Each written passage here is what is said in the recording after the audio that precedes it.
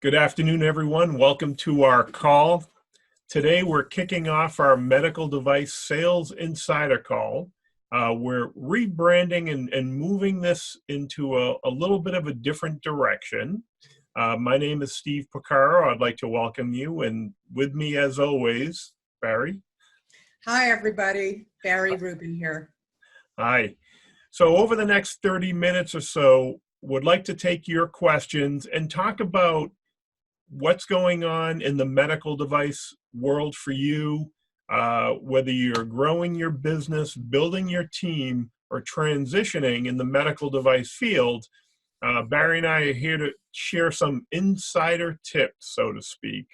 We want to start off with a little housekeeping note. If you're joining us and you'd like to submit a question, we have a Q&A box on the bottom of your toolbar. We also have a chat window. You can send a message. And if you're on the phone, the only way at the moment is by texting. So you can reach us at 860-243-9757, and you can text your question over 860-243-9757.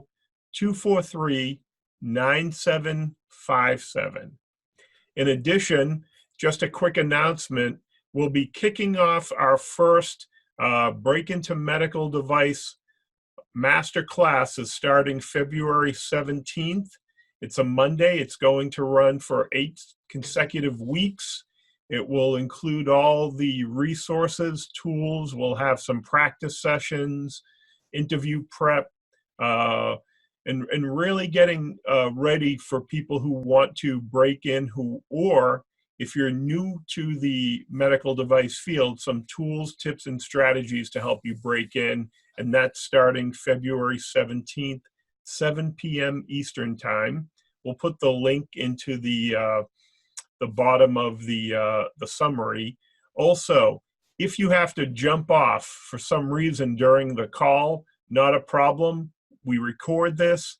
We'll get this out usually within 24 hours. We'll put it up on LinkedIn.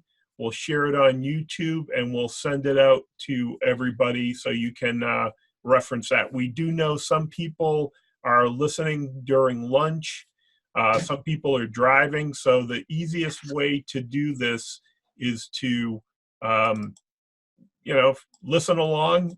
Be safe, of course, but if you have to jump off, not a problem. We'll make sure you get the information. So with that being said, we wanted to start off with a couple of, again, questions that have been submitted over the last few weeks. One of them, I'm going to start the conversation today on leadership. Very interesting. There are a number of people who are out in the field who at some point in their career said, I've been a player on the field for a long time. I think I'm ready to step up to a coaching position. And they're looking to move into more of a leadership.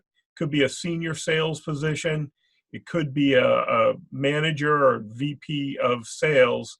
But one of the things that comes up is, I get this question, Steve, can you recommend a good book on leadership? And the funny thing is, over the years, like sales, I've been a student of leadership, really, I would say since my military days. And every time I think I've read the best book out there, I find another book. A lot of great tips. There's a lot of great people sharing what works for them. A lot of good resources when you're talking about fine-tuning and developing your leadership skills. But one of the books I want to share today, and I want to share a couple of, I would say, foundations of leadership. John C. Maxwell, you may have heard of John Maxwell. He's been around for a while, has written a lot of great stuff. But this book is 21 Indispensable Qualities of a Leader. And I'll put the link to this. Oh, look at this. It's disappearing on camera. I'll put this in the write-up in the when we put this out there. But one of the things I wanted to just plant a seed for leadership. At the core of every leader, I think, and many people will agree, but all right, so let me just step back for a minute. I have 3 boys. They're in the Marines. They were scouts. And one of the things I've tried to teach them over the years as their father, scout leader, is tools of being a leader. But for many people, it starts with one thing. It starts with character. And John Maxwell writes about this in the preface. And what do we need to know about character? Number 1, character is more than talk. Anyone can say that he has integrity, but action is the real indicator of character. In scouting, we teach the boys character is doing the right thing when nobody's watching. And for a lot of young people, it's a great, simple way for them to understand that. Your character determines who you are. Who you are determines what you see. What you see determines what you do. That's why we never separate a leader's characters from his actions.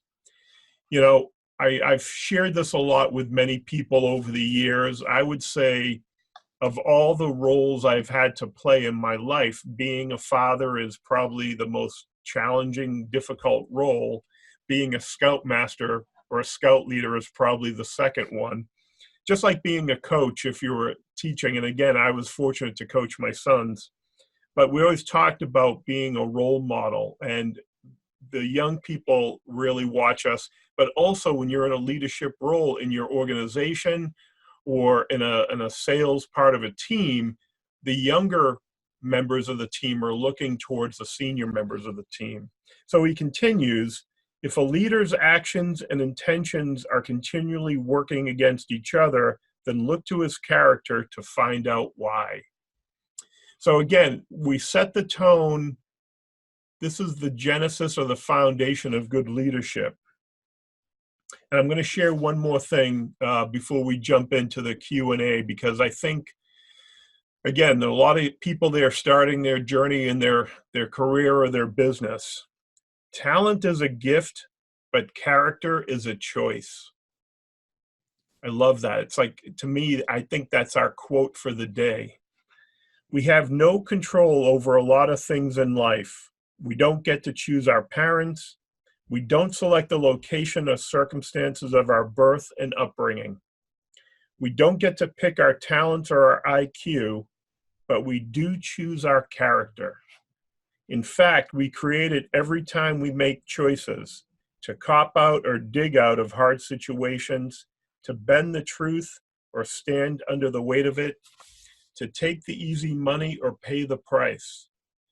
As you live your life and make choices today, you are continuing to create your character. So it's very interesting. Barry and I, we were talking about this earlier. Many of us are going through things in our life, in our career, in our business, right? We run into this. I have a young friend who's coming to a crossroads in their career. You know, does she stay local? Does she take an opportunity on the other side of the country? Dealing with family issues. And the funny thing is, and again, most of you on the call know this, everyone thinks it only happens to me. No one else knows what I'm going through. And guess what? As soon as you start listening and watching, everyone's going through the same thing. So character is key to success on many levels. My son, my youngest son, is finishing up boot camp in the Marine Corps. And they go through this final exam where it takes everything they learned for the previous 10 weeks, and it ends on a final 54-hour live action exercise called the Crucible. And it's interesting, when we use the term crucible, it's tempering everything. It takes everything we've been through and brings it together and really hones all of those skills. So whether it's in the military or in life, I think we go through our own crucible, our own walking over the coals. Barry and I, over the years, we've seen this happen with people in our groups on LinkedIn. We know people are transitioning and they're going through their own trial by fire when they're changing their life or their career or starting a business or moving into a new phase in their life, something we're all dealing with. So having character is the key to success. It's a process. You plant it, you cultivate it, and it comes over time. So I just want to leave that out there. We'll come back to our 21 qualities, indispensable qualities of success going forward. But because of time, would like to jump in with some questions and open it up. But before we do that, Bari, anything you'd like to add before we jump into our Q&A? I love that expression that says, character is how you behave when nobody is looking. It really makes so much sense, because if you're just going through the motions, that's a behavior. But if it's something that is innate within you and you act that way all the time, that's true character. Because there are so many people that can talk the talk but don't walk the walk. Yeah, it's very interesting. Unfortunately, we don't know our character until we're under pressure, under fire, when things hit the bottom. And unfortunately, it's hard sometimes to know what our character is. And it does evolve. It grows. It matures. We learn. We share. I role model for some of the people, the young people I work with, but I also look to many other people who have been good mentors to me, other scout leaders, other people in the community and professionals. And I look at their character. I look at what they do and what they don't do under duress. When times are good, how are they behaving and acting? What's their tone? More importantly, when it gets stressful. So again, it's something we have some control over. It's a work in progress. No one's born with great character, but we all have the ability to develop the character we want. And all right. That is a choice. The example I'd like to think of in that regard is, people who say that they remain calm under pressure, but then if you're out to a meal with them in a restaurant and the server makes a mistake and they blow a gasket, that speaks to someone's character. Yeah, well, there's a lot of little things like that can happen. I can tell stories from the OR, over the years, all the things that happen. And you talk about surgeons who kept their head under pressure, and others, we used to joke about seeing instruments fly around the operating room. And it does happen, believe me. Stressful situations in the operating room happened a lot. But in life, it happens. You have children, you have a family, you have a dog running out in the street, you're breaking down in the middle of the highway, But we can go on and spend all day on character. But I want to open it up to some questions and from the audience. I know we have a number of people who are on the call with us. Again, if you're on the phone, I think the easiest way to submit a question is to text us, 860-243-9757, or you could email it to info@salesplusmvp.com. So who would like to start off? How can we help the group? Does anyone have something they'd like to share or comment on our topic for the day? Character counts.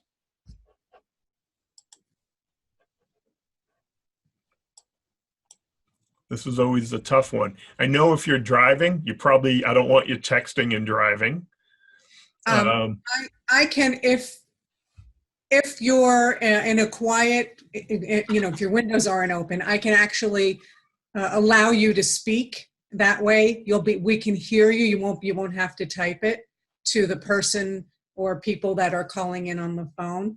So for a moment, I'm going to experiment with that and give you permission to speak. Well, thank you, Bari.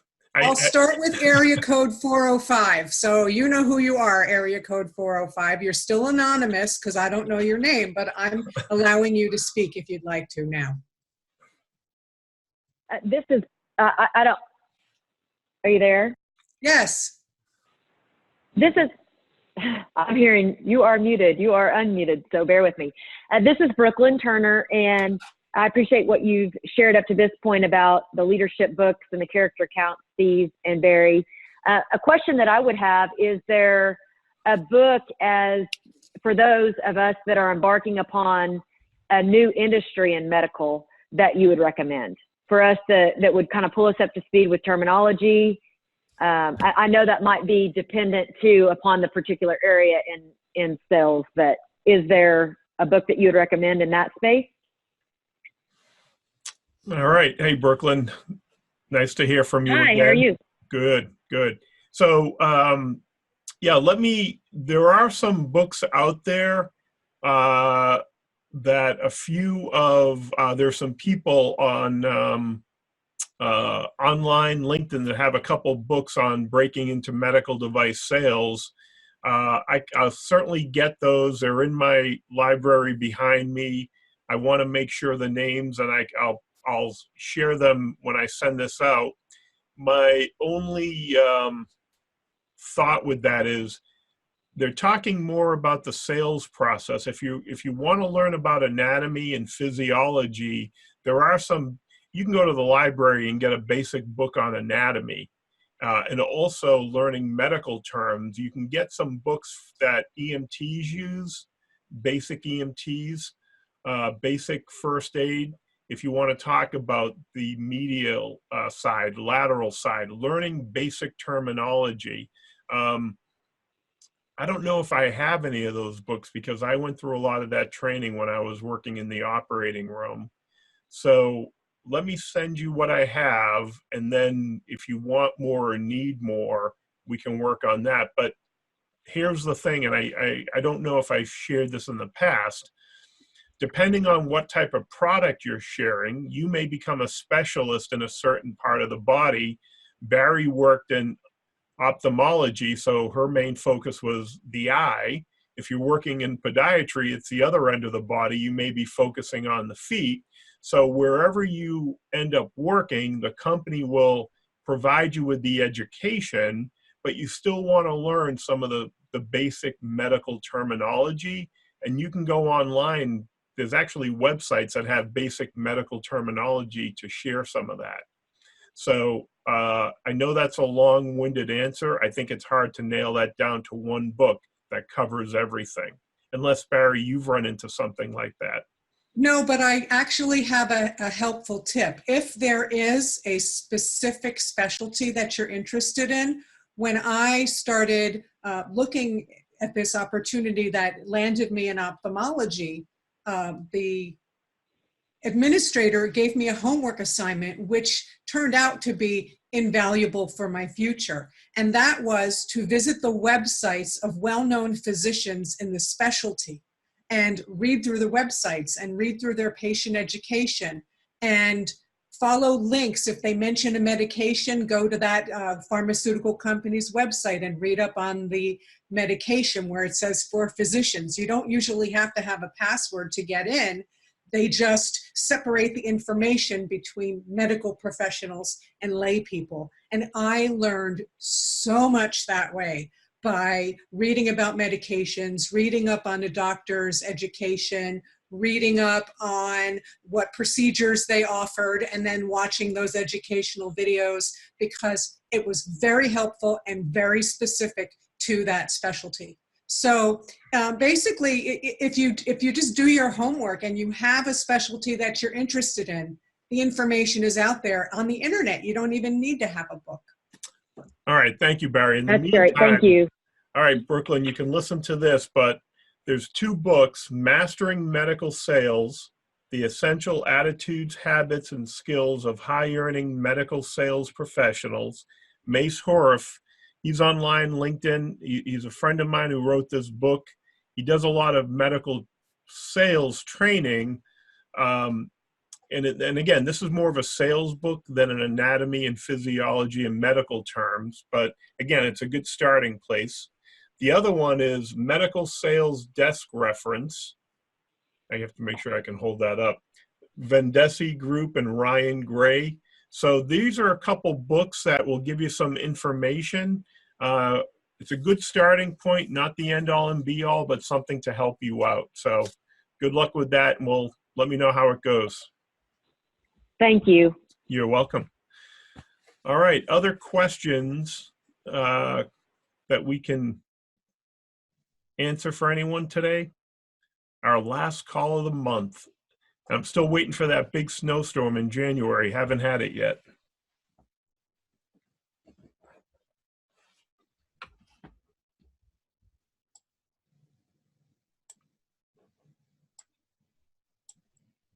All right.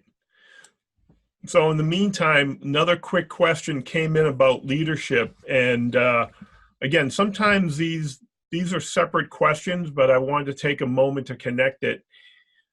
Leadership styles.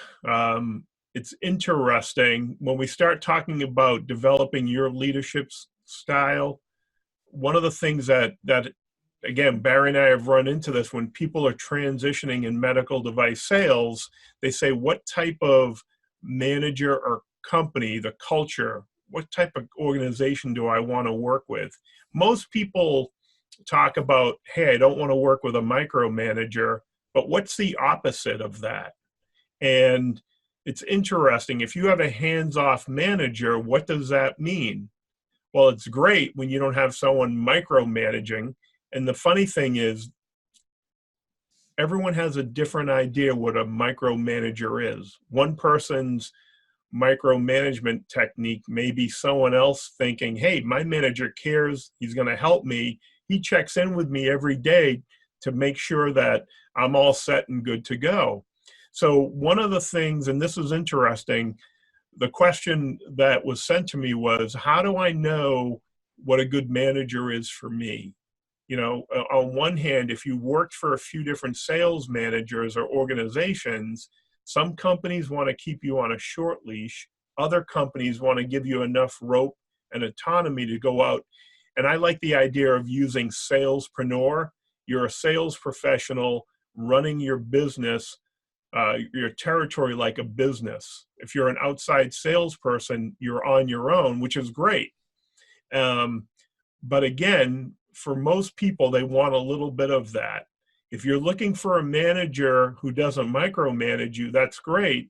But on the other hand, if you're out there in the field and you need a manager that's supportive, is available for questions, is a mentor, is a role model, we have to figure out what is a good style. Do you want someone who just gives orders, or do you want someone who leads by example? And you know, the funny thing is we can all share horror stories, but not horror stories. You could have a horror stories, but we can all share examples of managers that we enjoyed and were very successful with, and managers that, you know what, nice people, they just didn't work for me. So I think the interesting part is, once you understand what the company culture is, the product, where you're going, the manager that is he fits in with this culture, the manager should be a reflection of that culture in such a way that it becomes an asset to not only you, but to your customer. So you'll notice the companies that you go back to for ongoing business. Barry mentioned a restaurant a minute ago. If you think about where we buy our clothes, where we shop, where we eat, and other things, it's because when you think about the person who takes care of you, from customer service all the way up to the management, all the way to the company, they're in alignment. They're on the same page. If you go to a company and there's mixed signals, if you're getting a mixed signal, your customers are going to get a missed signal. If their marketing and advertising goes one way, if they say one thing and do another and treat you differently, how are they going to treat the customer or the client? So once you understand what works best for you, what type of leadership style, communication style, culture, sometimes when we're interviewing or transitioning, we're also looking at the manager, because that's a reflection of the company as well. I don't care how much money they pay you. I don't care what type of title. I don't care if you're working in the best place in the world. If your immediate supervisor doesn't support you, doesn't coach you, mentor you, it doesn't matter. It's hard to be successful. All right. Or Barry, anything you want to add to that? You're shaking your head like you have something. Well, I was just thinking about the topic and how I have had managers at both ends of the spectrum. There was one company that I worked for where it went beyond checking in with me every day. It was like, I was an outside salesperson, and every morning at 9:01, my phone rang so that my manager was checking on me to make sure I was on the road. That's crazy. And then at the other end of the spectrum, I worked for a startup where I used to, every time I spoke with my manager on the phone, I would hang up and say, I have died and gone to boss heaven, because he was such an amazing mentor and so knowledgeable and so communicative. And it's like all of those things that you wish for in a strong manager. And everyone that I've ever met that knows him says the same thing. So I'm like, okay, good. It wasn't just me. Yeah, no, finding a good manager, it's a diamond in the rough, but they say the same thing about employees, right? So just had a conversation the other day. He has a client, Steve, I need to add somebody to the team. Finding the right person that works equally well. It's no different when we're dating, right? Looking for that partner, someone you want to spend the rest of your life with. Most of us don't spend the rest of our life with our companies, but we do spend an awful lot of time there, so you want to make it a good fit. All right, other questions as we get to the bottom of the hour. Time flies so fast. Where does this time go? Anyone else want to ask a question? You gonna check the boards, Barry? All right.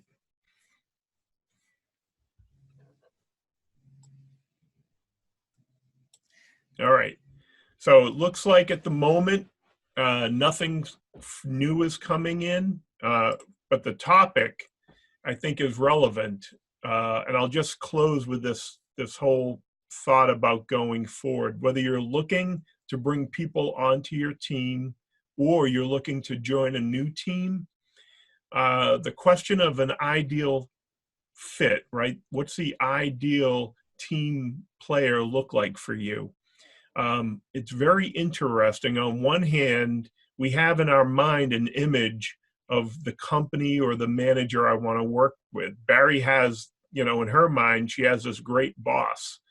But the interesting part is, like a lot of things, sometimes it's hard to get everything we want. So what does 90% look like, or 95 or 85%? When you sit back and compromise, what are some of the things that you want to factor in? What's negotiable? Some things you can say, I can live with that. Other things I can't. I need a manager that's going to allow me to participate, that's going to allow me to ask questions, that's going to be supportive, that's also going to help me grow as a professional. So what happens is, think about what are the top 3, 4, 5 things that are non-negotiable that you need or want in a manager. On the other hand, when you're thinking about joining an organization, think about the top 3 things or so that you don't want in a company that are deal breakers. And I know everyone's situation is different, and sometimes you may have to compromise your principles or what's important to you because you need the job or it seems like a good fit. But long term, it's going to be hard to fit in there. It's hard when, on one hand, I just had someone the other day talk about getting up, knowing that I'm working for a company gets me up out of bed because I know I'm making a difference in people's lives, versus, I have to get up. I got to go to work for this company. Their style, the way they treat me, the way they treat people internally makes it hard to go to work. And that's hard. We talk about stress and reducing performance. Ain't nobody get time for that. So, all right, Barry, anything else before we wrap it up? Hopefully you'll all be able to join us next week. We're going to start introducing themes so that there's more room for discussion and helps us frame our tips and advice. And we hope you'll join us. Yep. It's almost like a homework assignment. You know, the funny thing is, we want people to start, I don't want to say homework is a good idea, but give you some fair warning. You know, are we going to talk about growing our business, transitioning, business development, leadership, or professional development is a big one. So I think that's important going forward. So in the meantime, have a great week. Stay warm and dry wherever you are, unless you're going camping. You never know. I may go camping this weekend. But have a great week. And if Barry and I can be of any assistance, please feel free to reach out to us on LinkedIn. Our contact information's there. If you have any questions about the group, or if there's anything we can do to help you be more successful networking, please give us a call. Have a great day, everyone. We'll see you online. Bye, everybody. Bye-bye.